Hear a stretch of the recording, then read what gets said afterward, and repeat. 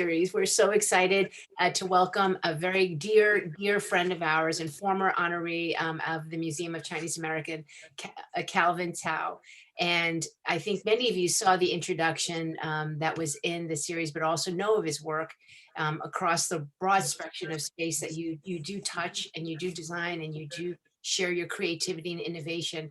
And today, instead of going over the specifics around the bio that you've read, we're going to engage Calvin in a conversation around his personal and professional journey and how those really intersect to bring him to the place that he is today.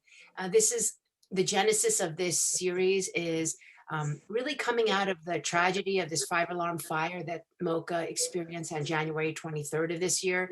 But from that fire, we saw an incredible outpouring of interest and personal interest of people's own items and artifacts.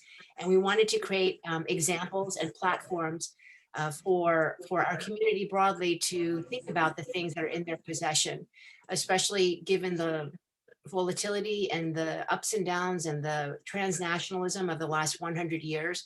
We see that people have brought things here and there and back again.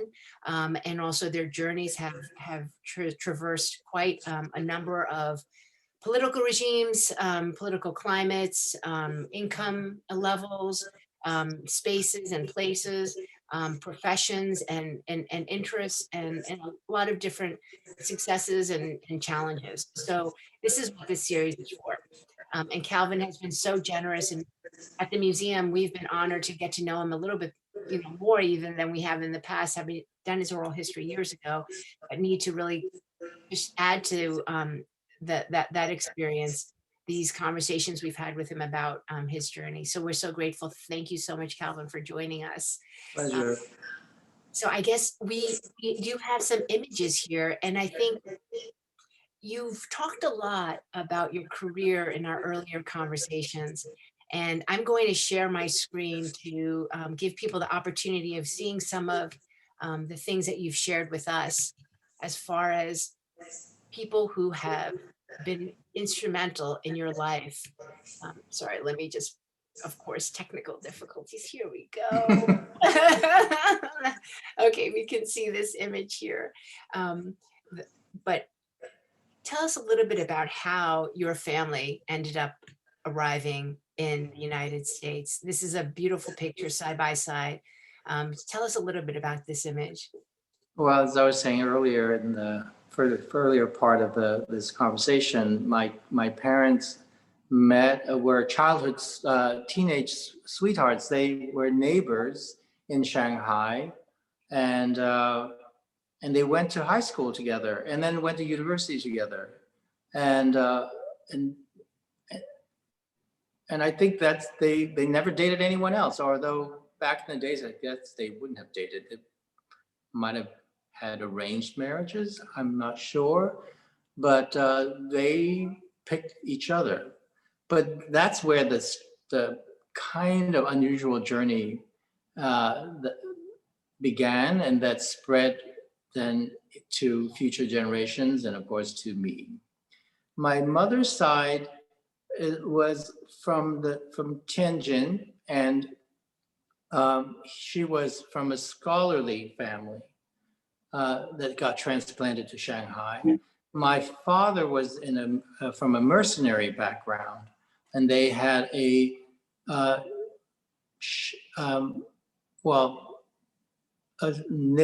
shipping business, but really it started with my great-grandfather rowing a sampan or something across the Huangpu River, ferrying people back and forth. And somehow, being an entrepreneurial in spirit, they managed to make a good living and became quite a bit middle class, maybe even slightly upper. My mother's side had been scholarly and also was well off enough for generations, so they really didn't think about being entrepreneurial or try to survive or trying to. In fact, a lot of my uncles never seemed to have a job. So this kind of polarity that exists between my mother and my father amplified over the years, which is kind of amazing. It wasn't easy because you're getting two very different doctrines from the mother and the father. But at the same time, it really offered us a huge, broad perspective of what life's philosophy can be. So here are pictures of my mother. You can see she was a very much of a free spirit. As you can see, she was sailing when she was a teenager. Then she got very chic, and then she became very really held her own as the matriarch of the family, and she had very strong ideas of how to raise her children with proper ethics. She was also a Buddhist and a vegetarian, and some of my earliest memories of her was she always had a butterfly net by her bedside because she would never swat any flies or insects. So she would run around catching whatever errant insect that came in and set them free after she caught them, much to my father's annoyance. So the funniest thing is they didn't seem to love each other, I have to say, until really way later, when somehow it went full circle. So that's why these two pictures are very interesting, because they were, of course, very much in love when they first met. That was a picture before they were married. And I think it was an engagement picture.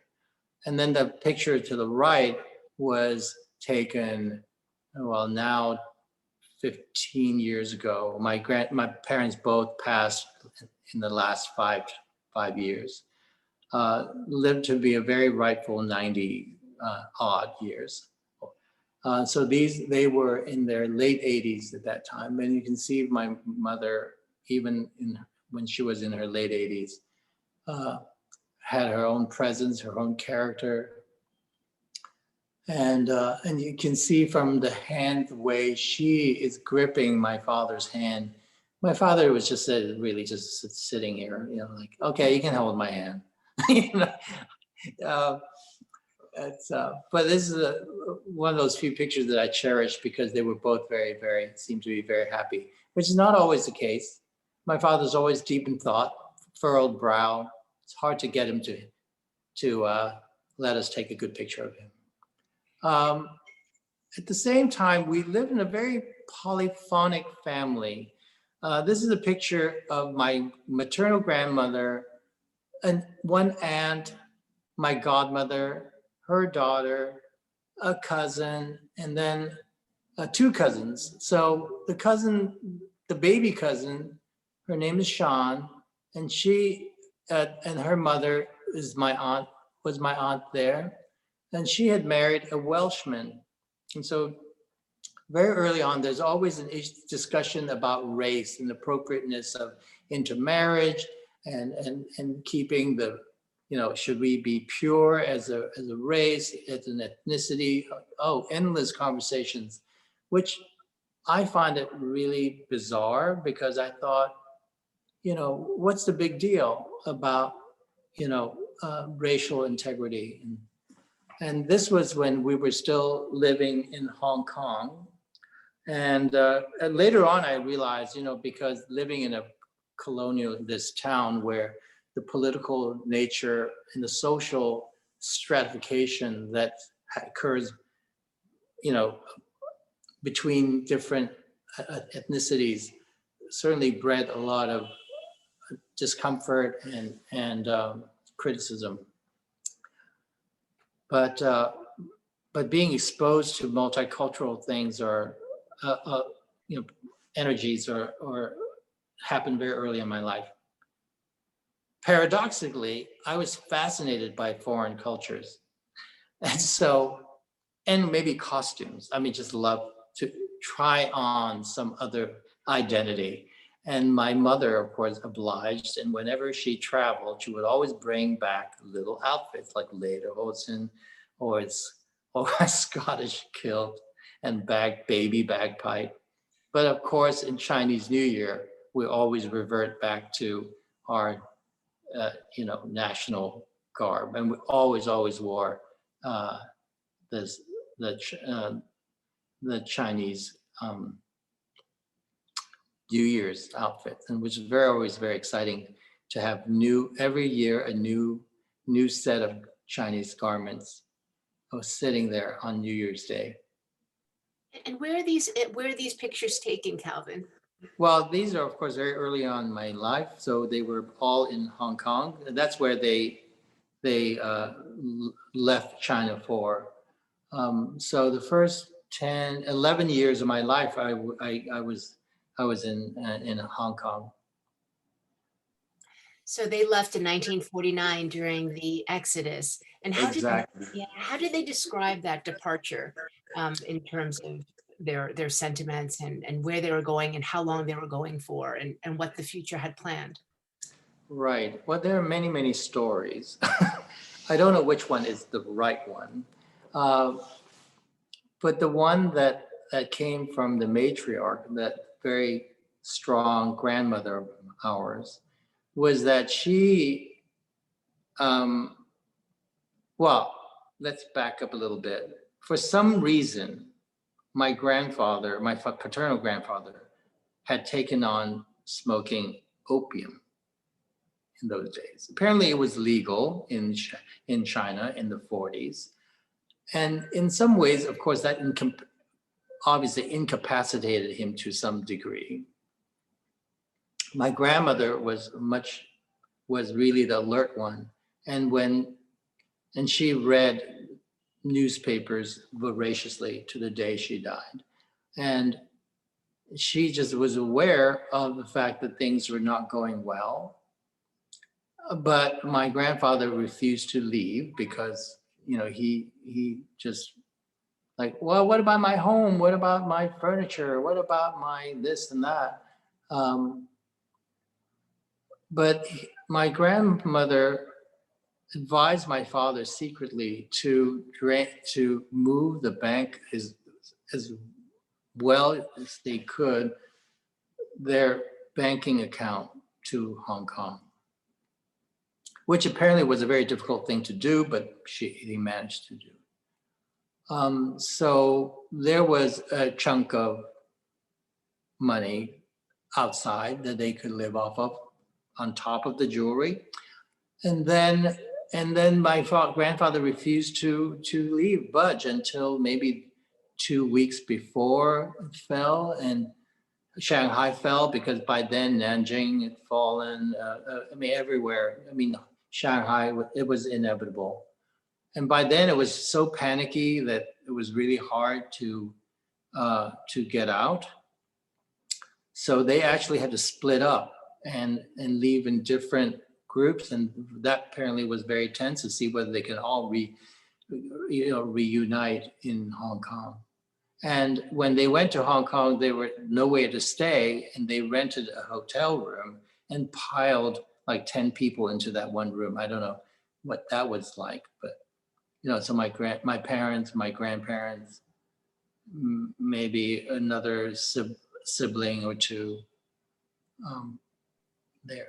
Luckily, no children were born. I was born quite much later, so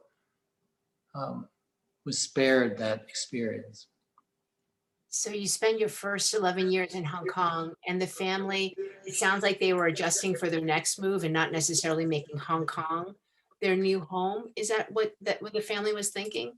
Yeah, I think, well, my father had to establish a beachhead of business in Hong Kong, but being in the shipping business, of course, it's easy to kind of catapult himself across the world. It started to set up entities in Japan and Singapore, and eventually across the world.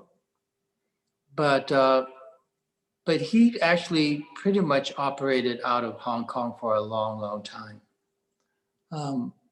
But, which is quite normal at the time, is for the man of the house to stay somewhere or leave somewhere and separate from their family, and they put the family, either send them away or they themselves leave and keep the family someplace. We know a lot of relatives who stayed back in China, and then, but the person who earned money would go out. I mean, it's not, I mean, that model, I guess, exists here even, with a lot of ethnic minorities from going away, coming to the States to make money and send money back. So we went to Hong Kong. He never liked Hong Kong that much for obvious reasons, being a colony, being what he considered rather provincial. And having relatives in the United States, it's an obvious thing to send us, when there was enough resources to send us away. But, we came, and at the very beginning, we came and stayed, and my grandparents came before us. And we moved to a small town near my aunt and uncle, who are professors at the University of California, Davis. So 1966 is when we arrived, and we ended up in Davis. And I remember my sister and I came first, and we made the long journey with a stopover in Hawaii, and then landed in LA, and then they came to pick us up in LA, and we drove up, and we got to Davis in, I don't know, godforsaken hour. We were asleep in the car, and then we dragged ourselves to the house. And I just remember waking up, and I looked out the window, and I thought, oh my God, I'm in an episode of Leave It to Beaver. I'm sorry. Well, one question, like, to connect everyone's sense of the impact of this move.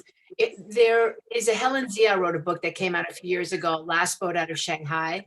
And it talks a lot about Chinese families who took the last boat either to Taiwan or to Hong Kong, and that there was this little bit of an enclave of Shanghainese families, and then they all sort of use that as a stepping place, and then move to the US to reunite with other families. And that many of these families did have some command of the English language. How easy was it in terms of acclimating to Davis when you arrived in 1966? Did your grandparents have any English? Did your parents have a good command of the language? They seem quite international. And you've got to tell us about these outfits, because you look fabulous in these Well, that's a little later. Further, right? Okay. I would say that my life seemed like a series of episodes in a movie or in a TV show or something. Well, yeah. No, I actually, strangely enough, don't ask me how, but my mom hired a nanny in Hong Kong when I was born. I was the first born male, you can imagine. And my father was the firstborn male, and my grandfather was the firstborn male. So there was that really heavy duty legacy of being the male, firstborn male. And so she hired a nanny who was a Swiss. It's so bizarre. But so in any event, I believe that English might have been my first language, because I don't ever remember not speaking English. Maybe earlier on, it might have a British tinge, like Queen's English a bit, but that evaporated when I moved to the US. I must confess, I'm a bit of a chameleon, as you can see. It's not only in the outfits. I try on different personas probably, and in some ways it's a survival mechanism, just trying to fit in. So So no, it wasn't, other than the fact that I felt like, oh my God, I'm in a movie. It seemed really natural. And I go, okay, I get it. I know what that's like. You know, I saw it on TV. So you were exposed to Western film and Oh television yeah. long I of mean, it, right? yeah, I believe that Hong Kong was not the provincial place that my father thought it was. I think it was rather international. And my grandfather had a subscription to the New York Times. We've always read the New York Times, albeit very late. And we all used to pore over it. You know, it was fun. I went to Catholic school by Dominican priests, and so we were inundated by all kinds of different, you know, alien forces or something. But the big change for me, I believe, came when I moved to Davis in 1966. And you can imagine the 60s explosion. You know, 68 was like the biggest, to me, a seminal year in world history, cultural history. And I was just young enough, old enough to partake of it. And these pictures kind of showed immediately I adapted to the hippy dippy ways and the bohemian ways, like, you know, just seamlessly. I just, in fact, felt that I found my true nature, which is really somewhat iconoclastic, and I really don't really want to conform. I mean, I think I've always had a rebellious nature to not conform. And it has its benefits and shortcomings being that way. And of course, during the same time, my father was horrified. He wanted me, you know, he still wanted me to be an accountant or being you know, if not an entrepreneur, at least be someone who handled a banker or something of that nature. I think I tried accounting for about 2 weeks and I dropped out. And I went, oh, this is of course in college already. I skipped out high school. And I went to University of California at Berkeley, even though originally I really wanted to go to Columbia University. But my father, being ever so shrewd, thought, well, you know, you're a resident of California. You can get a good education for next to nothing. So he wouldn't let me, even though I was admitted to Columbia, he wouldn't let me go. So, and it turns out to be a blessing in disguise. But in fact, I think he realized he made a mistake because he had no idea that Berkeley was such a radical place. That's what I was thinking, just as you said, he was, you know, letting you go to Berkeley. So, you know, you alluded a little bit, Calvin, to the pressure of being the first son of of a Chinese family, if you will. Can you share a little bit about that sentiment and maybe any examples of that pressure that you might have felt? Well, I think it was expected that I would join the family firm type of thing, you know, and truly, I think I would have, you know, totally ruined the family business because I truly have no aptitude for business. And at the same time, because my mother also was, you know, chewing my other ear to say, be who you are, and, you know, don't listen to your dad. I mean, I became kind of an object of you know, of tug of war between my mother and my father. My mother wanted me to be spiritual, wanted me to follow my instinct, follow my voice. My father wanted me to, you know, help him out in his business because he doesn't trust anyone who's not family. And it was very, very difficult in those years, just deciding what I should major in. I ended up majoring in nothing because being in Berkeley, you don't have to declare really a standard major.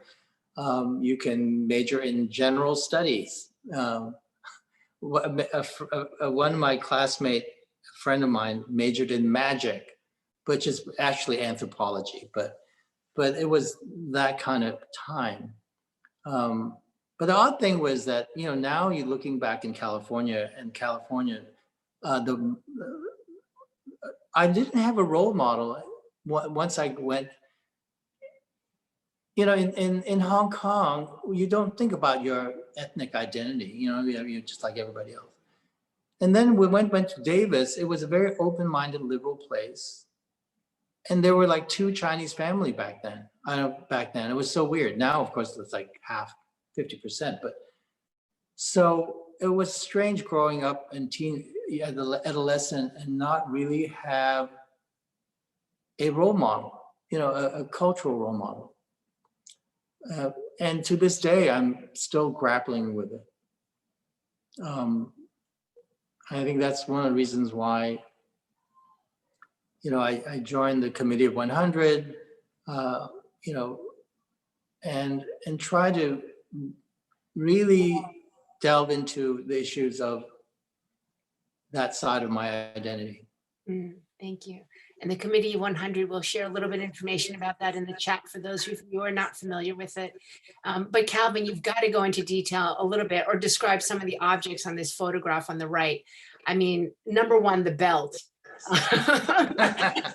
And also the bust, and then the bottle, and then, everything about this conjures questions. So what's going on? Okay, so the left picture was taken in Muir Woods, but in California, but the right was in my art studio. I was taking a lot of art classes, and the bust, nothing. It was just a bust from the studio. You do live drawings of trying very hard. But I made that art belt buckle. I cast it in brass. I knew it was special. You could see it. It's like an early, and I'm thinking of your Shu Uemura lipstick, design lipstick thing. It's just this accessories component that is so fabulous about some of the work that you've done. And who took this photo? Was it, did you know, or I'm just wondering, it just No, I think it was from my professor. He was going around taking pictures of all the students. I guess as a record of who was in that class. And we were pretty chummy and said, here, at the end of the class, take it. This is a picture. So yeah, he caught me unawares there. It's a beautiful photo. And then, when we talked and prepared for this conversation, you said, I am pay. If not for I am pay. Tell us, how did you come across I am pay? And I know you went to school after Berkeley. Tell us a little bit about that period, and then sort of entering the professional world. Yeah, well, as you can see, I wasn't one of those guys who play with, blocks or erector sets or Legos and want to be an architect. I wasn't really interested in building. I'm interested in making things. And so I actually, after college, my college, I didn't declare anything, but I was taking everything from glass blowing to modern dance to theater. And then I decided maybe I want to try doing the dramatic arts. And I went to Carnegie Mellon to study theater. That didn't pan out. And I kind of realized, oh, this is really terrible. What should I do now? I'm in grad school, and I made a mistake. My sister was dating, was at Wellesley, and she was dating an architecture student who was going to the Harvard Architecture School. And he introduced me to a professor, the admissions professor, and I got in. And I still wasn't really thinking that I want to be an architect. I was just trying to find an alternative. But I did well, and I realized that then when I really started to research architecture and got to know more about architecture, I realized that I really was drawn to I.M. Pei's work a lot. I just really admire his work. And during that time, it was a period when you have the modernists and then you have the postmodernists, uh, you know, all vying for, supremacy in terms of its ideology. But I found that, I am kind of embodied history and contemporary concerns all at the same time and manifest that in his work so well. It's very humanistic, but at the same time, it's so elegant and universal. When I graduated, it was a very bad time and there was no work, and I worked for Richard Meyer for a while until I couldn't take it anymore because it was kind of a slave driver. And one of his partners who took sympathy on me said, well, I believe I know a partner in IMPay and they might be hiring. So maybe I can make you a connection. And so I did. And the first thing they asked me was, do you speak Chinese? They didn't say, did you speak Mandarin? Which I did not. So I said, oh, yes, I speak Chinese. And in fact, I speak, 2 dialects. It was at that time, Shanghainese and Cantonese. So I got hired. But then, as is the tradition, they put you in a pool and you do you make models, you count tiles and in bathrooms and, stuff like that for quite a while. And then I was assigned to this project called Fragrant Hill Hotel in Beijing.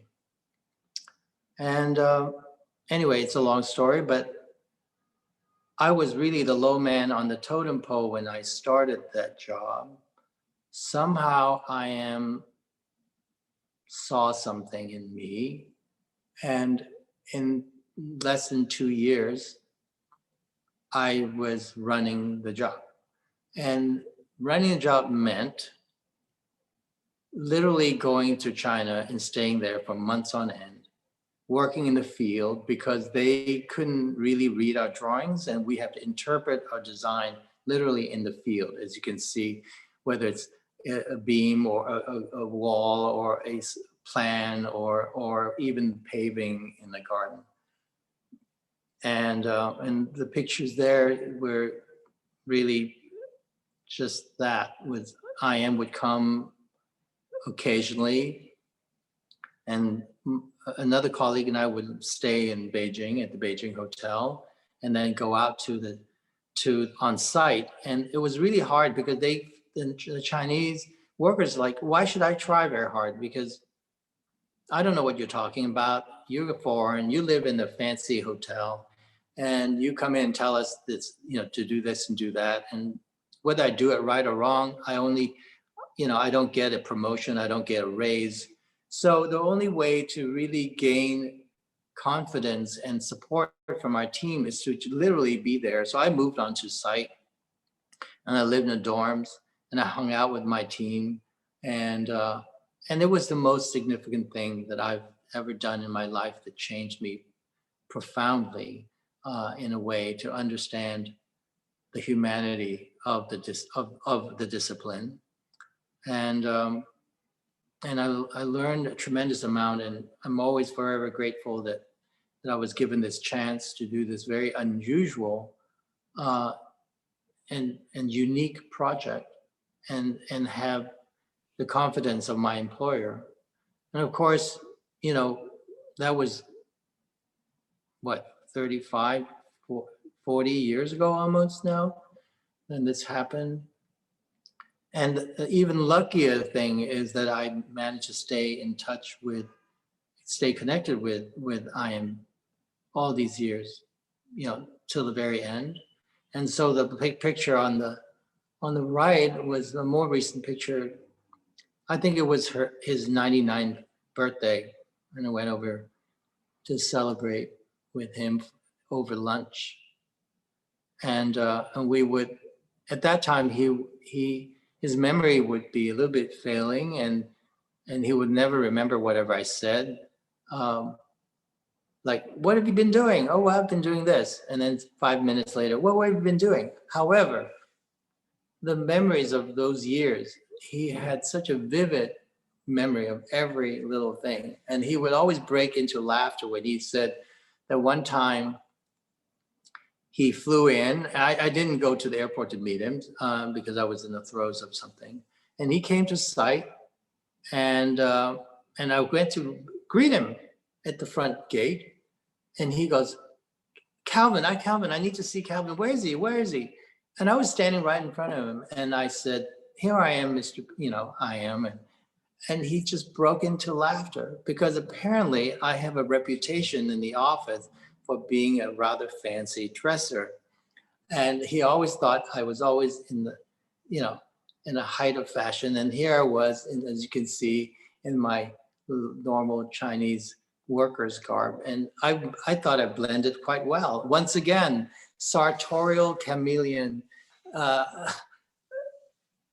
That was going to be my question. What happened with your outfits here? But you're a chameleon, so that makes a tremendous amount of sense.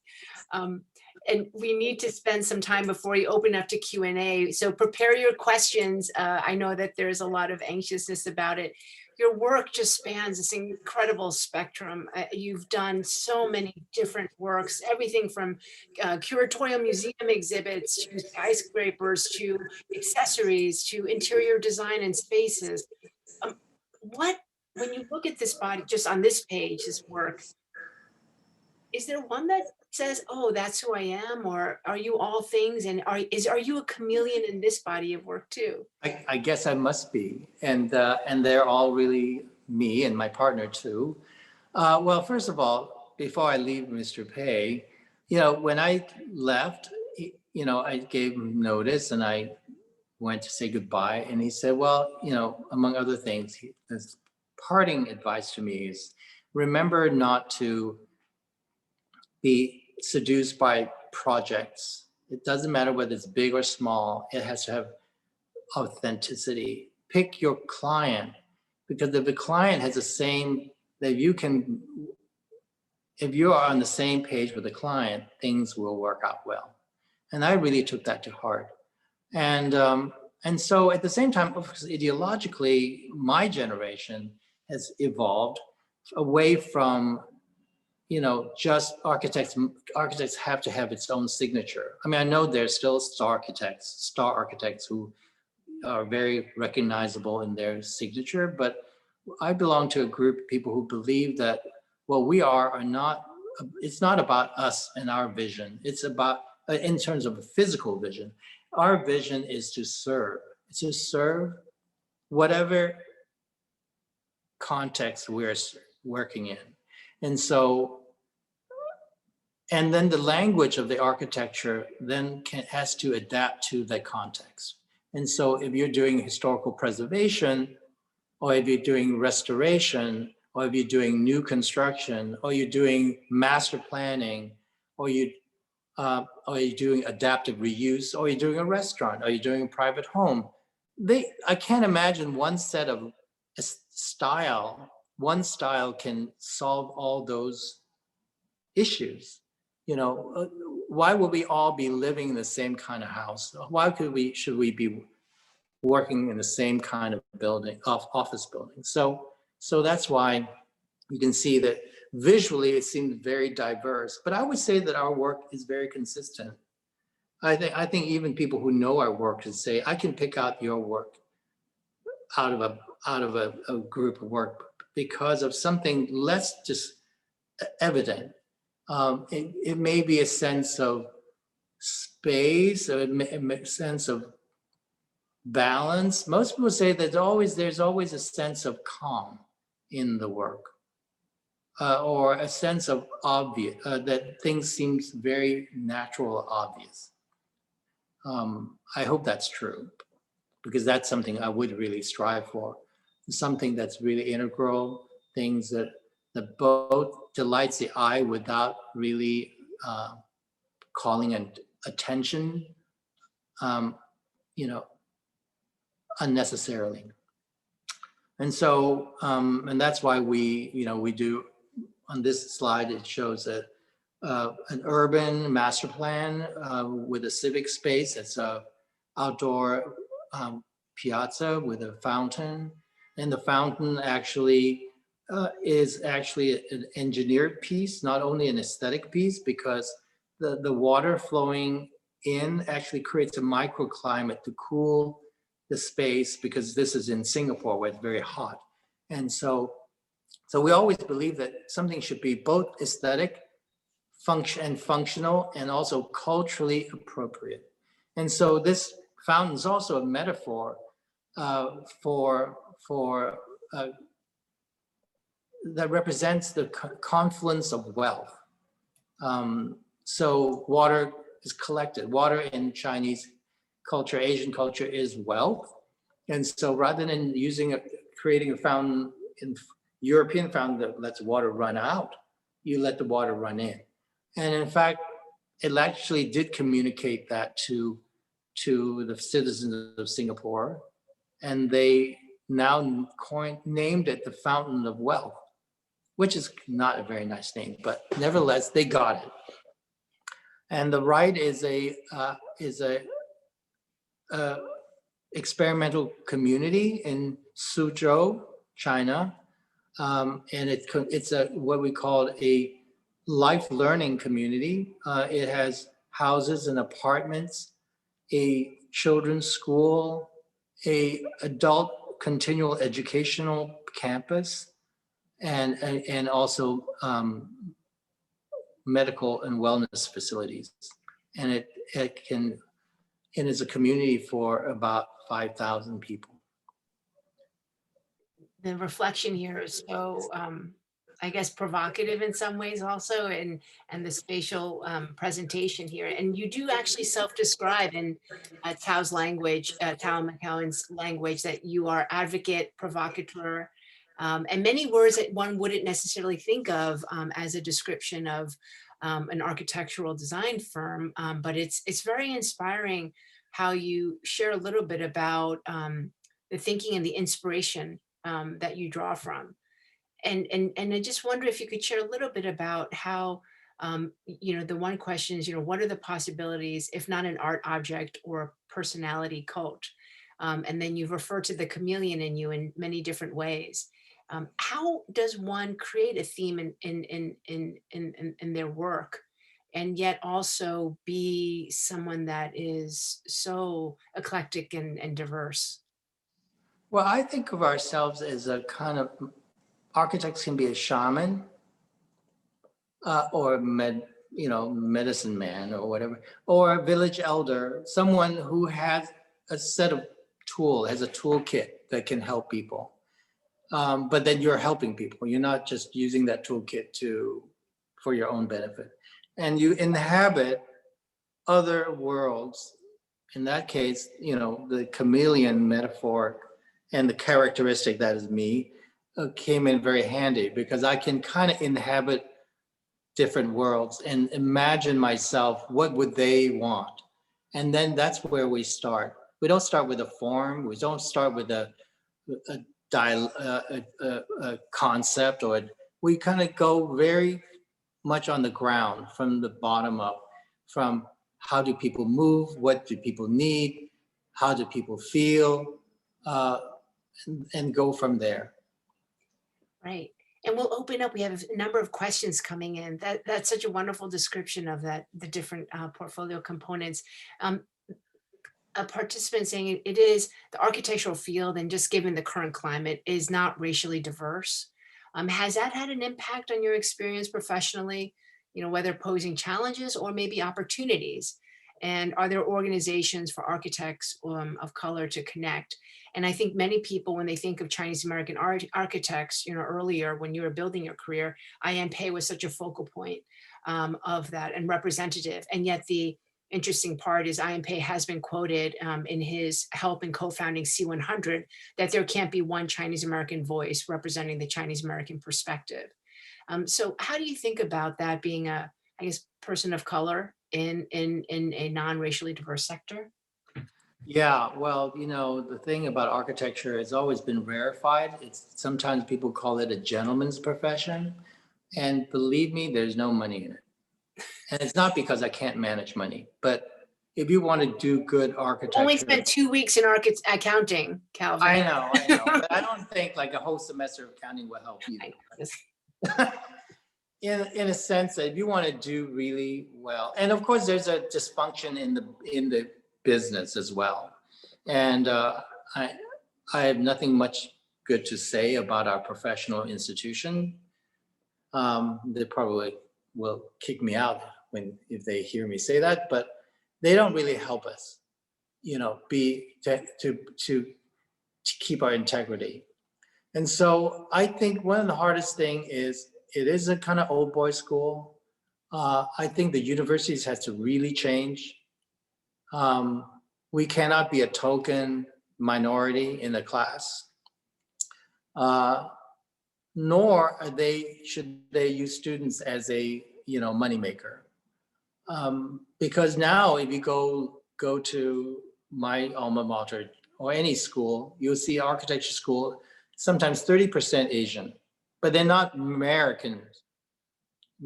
They are foreign Asians. I don't know why Chinese Americans are not more involved in it, but other than the fact that it's hard to make a living. You need connections.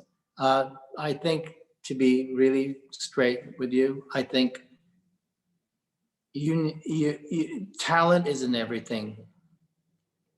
And I would confess that, both myself and I'm sure I am, Pei, and others had been lucky because our family probably had some connections.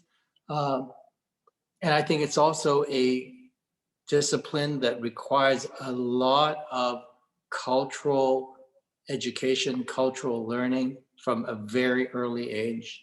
And I thank my mother for this, but you can see it's very exclusionary. Who has, you have to have some resources to dream about things from an early on. And so,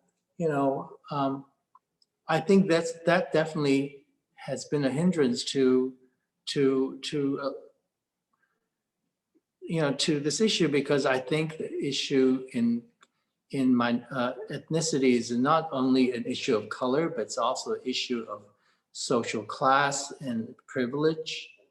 It's something we don't want to hear, but it is. And so it's a very challenging issue, how to have all these aspects elevated.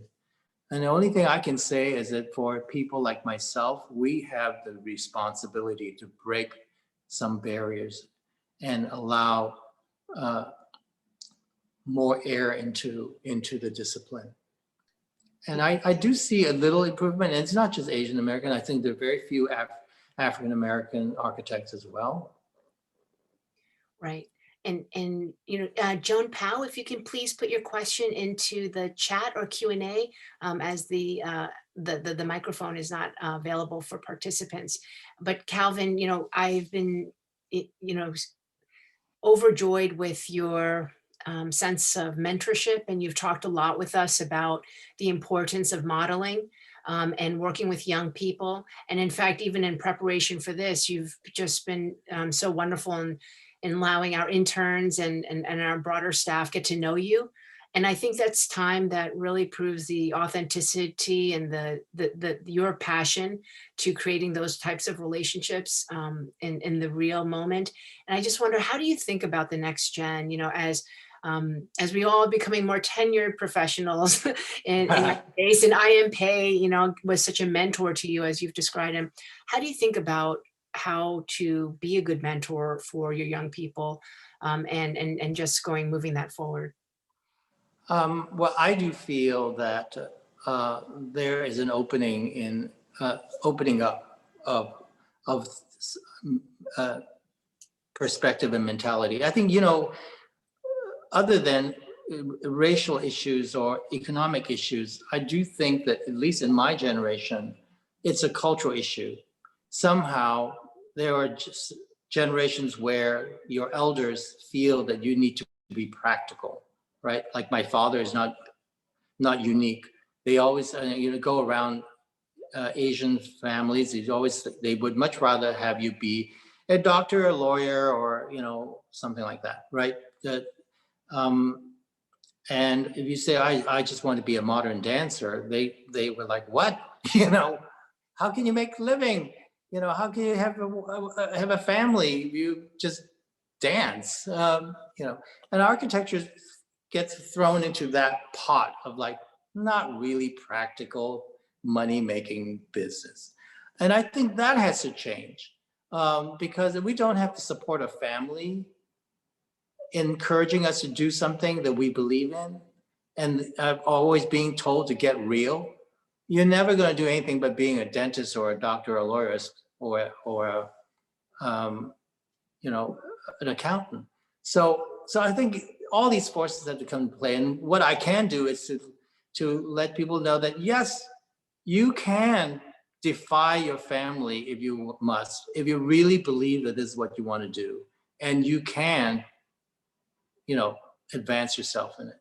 I mean, that's why I'm really always, I'm very keen on talking to younger people. And usually they'll say to me, but my parents are not so keen about me being an architect. Okay. I mean, I even have friends who would come to me and says, oh, can I put my daughter or son and be an intern in your office? Because I want them to see how hard it is, and maybe it will discourage them to be an architect, not encourage them to be an architect. And there I do not go against their parents, but I would say, look, I will show you the hard reality of being a day-to-day architect. Now, with your eyes open, do you still have the passion to be one? Because if you do, go back to your mom and say, I saw it, I still want it. Or I saw it, yeah, you're right, I don't want it. I think that's really important. And I know Joan Powell wants to ask a question. Joan, if you're able to, we've allowed you to speak. We've unmuted you, so you can ask your question now, if you can unmute.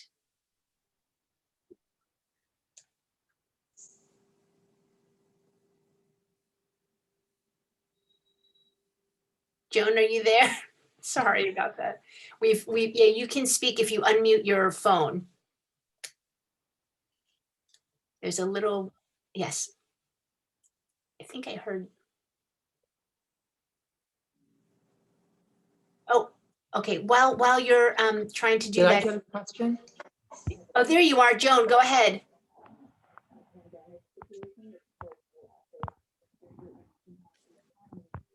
Ooh, oh, we can't hear you, Joan. I'm so sorry.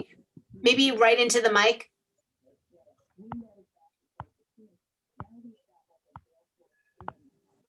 Oh, I'm so sorry, Joan. I'm sorry, we can't quite hear you. While we're trying to work out your mic, maybe I can get, we have a wonderful question from Philip Poon. So what is your advice for early career Asian American architects? There seem to be a sizable number of Asian American architectural professors and architects, but almost none of them are engaging with cultural design that deals with racial identity or the place of Asian Americans in society. And I think a lot of times we hear branded like Asians, and we're always talking about the ancestral Asian homes and culture as opposed to an Asian American identity. What are your thoughts about the Asian American architects specifically and embracing that cultural design component? Well, the Asian American design component, it may not manifest itself as a look or a style.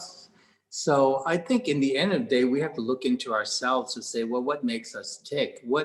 I think of myself, I don't, my work may look normal, but I first few things that I really think about are people. I think about geomancy, feng shui, but not in the trendy way, in the really ancient way of dealing with natural forces, not ghosts and spirits, but natural forces. And and think about our values, our belief system. I don't think there is across the board Asian American, because first of all, in a creative field, the first thing is that we want to develop our own way of thinking. But our own way of thinking can embrace our background. And our background is diverse. I don't think there is one Chinese American identity. There's multiple Chinese American identities. You just need to pick up what is yours, and don't think of what makes it a branded Chinese American identity. And I hate it when someone come to me and goes, "Oh, you're a Chinese American art. Can you do me a Zen building?" I mean, like, give me a break, right? Do you really just say, "Give me a break," or do you say something else? But, I say, "Oh, Zen is a Japanese word." right. Calvin, it has been such an incredible, just creative blast to talk with you this afternoon. And there's a lot of heating up on the chat, and there's just a lot of information going around. Please visit Calvin Tsao, Tsao McKown. We have their website in the chat box. Look at their incredible portfolio of work. Calvin, you are a shaman, you are our hero, you're our chameleon. Thank you so much for sharing it with all of your, thoughts and patterns and things today. It was just so wonderful. And I'm going to leave with the audience the picture of you in your outfits for your final sort of any remarks that you want to share. We'll have them look at my favorite photos. Any final thoughts, Calvin? I would say that, thank you for all the kind words. And yes, I'm a chameleon of this and that. But I think the thing that's most important for me is that I want to belong. I want to belong to a community that's dear to me. And I think nothing is more important is to find out how you can embrace your own identity while still situate yourself in the broader community that supports us. And I think when you talk about all those questions that was just launched about how can you do this, how can you do that, always look to your world and then look inside of you and see where that connection is. Calvin Tsao, everyone. Thank you so much for joining us. This video will be recorded and it's available on Vimeo. We'll send it as a follow-up if you'd like to share it with your friends and family. And again, thank you so much, Calvin. Stay safe, and we will hopefully engage you again soon. It would be wonderful. Looking forward to it. And thank you again. And thanks to everyone who came this afternoon to hear me go on and on about God knows what. Thanks. Thanks, everyone. Have a wonderful afternoon. Stay safe.